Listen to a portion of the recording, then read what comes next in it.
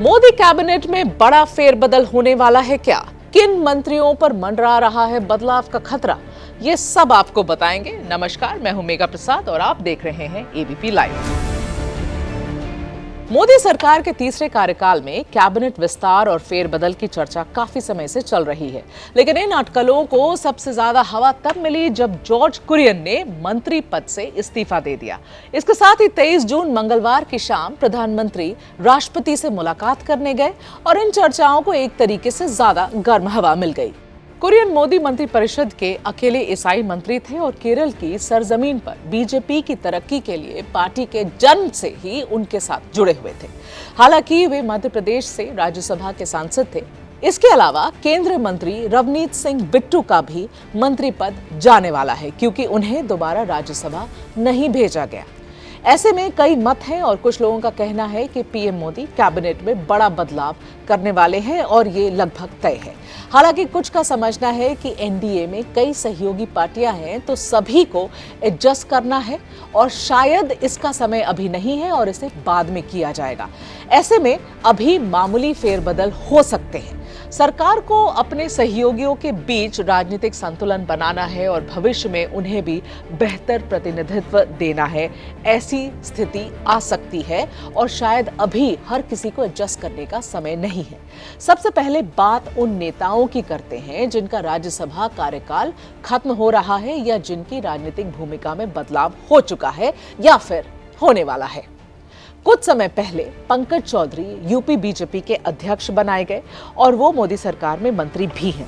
इस तरह मंत्री हर्ष मल्होत्रा को पिछले दिनों दिल्ली बीजेपी का अध्यक्ष बनाया गया। यहां ध्यान देने वाली बात यह है कि बीजेपी की वन मैन वन पोस्ट नीति रही है। ऐसे में हर्ष मल्होत्रा और पंकज चौधरी का मंत्री पद जा सकता है। रवनीत सिंह बिट्टू का राज्यसभा कार्यकाल समाप्त होने की वजह से उनके भविष्य को लेकर भी सवाल उठ रहे हैं। पंजाब में अगले साल चुनाव होने वाले हैं। माना जा रहा है कि पंजाब में बीजेपी उन्हें बड़ी भूमिका में या बड़ी जिम्मेदारी दे सकती है। इसके अलावा कुछ मंत्रियों के प्रदर्शन को लेकर भी सवाल उठ रहे हैं। पीएम मोदी ने खुद पिछले दिनों सभी मंत्रियों के कामकाज की समीक्षा की थी। काउंसिल ऑफ मिनिस्टर्स की बड़ी मीटिंग बुलाई गई थी। यहां घंटों प्रेजेंटेशन दिखाए गए थे। पीएम मोदी ने उन सबको बैठकर देखा था। कुछ नेताओं को संगठन में बड़ी जिम्मेदारी देने की भी चर्चा है।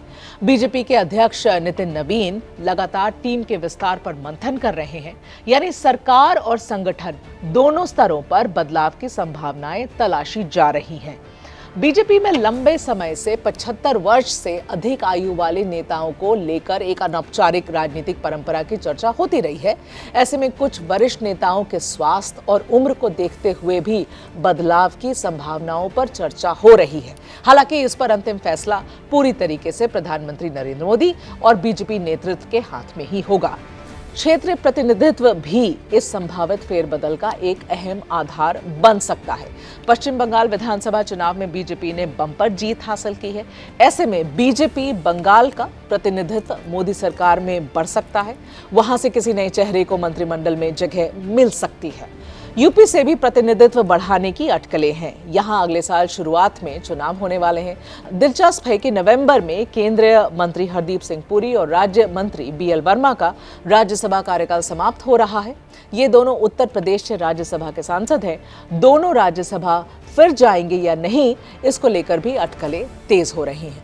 पंजाब को लेकर भी इसी तरह की चर्चा है। बीजेपी राज्य में अपनी राजनीतिक मौजूदगी मजबूत करना चाहती है, इसलिए पंजाब को अतिरिक्त प्रतिनिधित्व मिलने की संभावना जताई जा रही है। इसके अलावा महाराष्ट्र की राजनीति पर भी सबकी नजर है। शिवसेना के नए गुटों और सहयोगी दलों के नेताओं को साधने के लिए सरकार कुछ नए चेहरे को भी जगह दे सकती है। चर्चा राज्यपाल की नियुक्ति को लेकर भी है। कर्नाटक, मध्य प्रदेश और उत्तराखंड के राज्यपाल का कार्यकाल समाप्त होने वाला है। उत्तर प्रदेश के राज्यपाल का कार्यकाल पहले ही समाप्त हो चुका है। ऐसे में कैबिनेट से छुट्टी पाने वाले पूर्व मंत्रियों को बतौर राज्यपाल एडजस्ट किए जाने की भी चर्चाएं तेज हैं। इसके साथ ही नए राजदूत भी बनाए जाने को लेकर चर्चाएं चल रही हैं। कुल मिलाकर मोदी सरकार के संभावित कैबिनेट फेरबदल को लेकर हर जबान पर अपनी कहानी है, लेकिन अभी तक किसी भी नाम या बदलाव पर आधिकारिक मुहर नहीं लगी है। अब देखना होगा कि प्रधानमंत्री नरेंद्र मोदी और बीजेपी नेतृत्व कब और किस स्तर पर बदलाव का फैसला लेते हैं। फिलहाल के लिए बस इतना ही। नमस्कार।